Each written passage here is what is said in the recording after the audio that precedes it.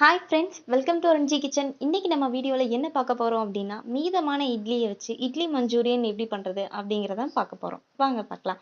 அதுக்கு என்ன தேவை அப்படின்னா, 2 பெரிய வெங்காயம், 1 கத்து கருவேப்பிலை, 3 பச்சை மிளகாய், இது மட்டும் போதுங்க.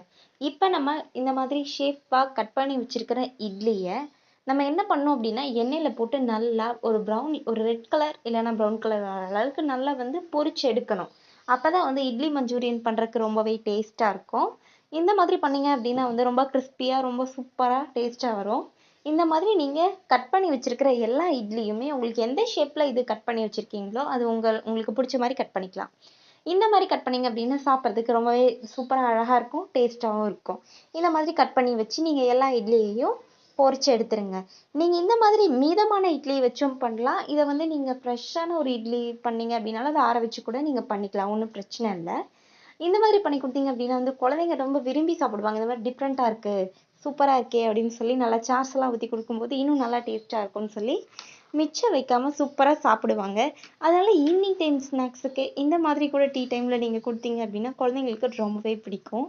பாருங்கள், நம்ம எல்லா இட்லியையும் பொரிச்சு எடுத்துட்டோம். இப்போ இதை நம்ம என்ன பண்ண போகிறோம் அப்படின்னா, ஒரு பேனில் எண்ணெய் ஊற்றி இதுக்கு என்ன பண்ண போகிறோம்னா, நம்ம எடுத்து வச்சிருக்கிற அந்த கருவேப்பிலை, பச்சை மிளகா, வெங்காயம் இது எல்லாத்தையும் போட்டு இதில் நல்லா நம்ம வதக்கி விட போகிறோம். நான் பெரிய வெங்காயம் தான் 2 பெரிய வெங்காயம் எடுத்திருக்கேன். அதை தான் சின்ன சின்னதாக கட் பண்ணி வச்சுருக்கேன். இதை நல்லா வதக்கி விடணும். இது நல்லா பொன்னிறமாகும் போது தான் நல்லா டேஸ்ட் சூப்பராக வரும். இதில் நம்ம அந்த இட்லி எல்லாம் மிக்ஸ் பண்ணும்போது இன்னும் டேஸ்ட் அதிகமாகிடும்.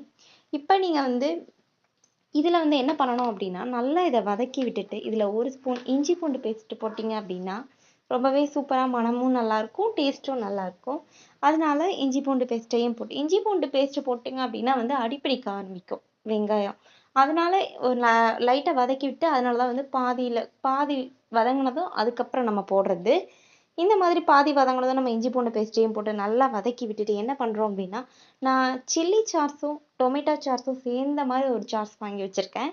அந்த சார்ஸை இதில் நான் ஆட் பண்ணிக்க போகிறேன்.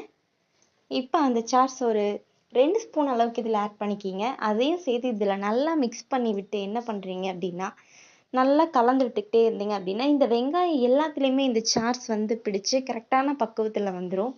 எல்லா வெங்காயத்துலேயும் இந்த சார்ஸ் எல்லாம் அப்ளை ஆயிடுச்சு அப்படின்னா நீங்கள் என்ன பண்ணணும் அப்படின்னா, நல்லா பொரிச்சு எடுத்து வச்சிருக்கிற அந்த இட்லி என்ன பண்ணணும் அப்படின்னா இதில் அப்படியே ஆட் பண்ணி இந்த சார்ஸில் எல்லாமே மிக்ஸ் ஆகிற அளவுக்கு நல்லா கிண்டி விடுங்க. நல்லா கிண்டி விட்டு எடுத்து வச்சிங்க அப்படின்னா இட்லி மஞ்சூரியன் சூப்பராக ரெடி ஆகிடும். இந்த மாதிரி நீங்கள் கொடுத்தீங்க அப்படின்னா உங்கள் குழந்தைங்க ரொம்பவே விரும்பி சாப்பிடுவாங்க. ஸோ இந்த மாதிரி ஒரு டைம் ட்ரை பண்ணுங்கள். Thank you friends.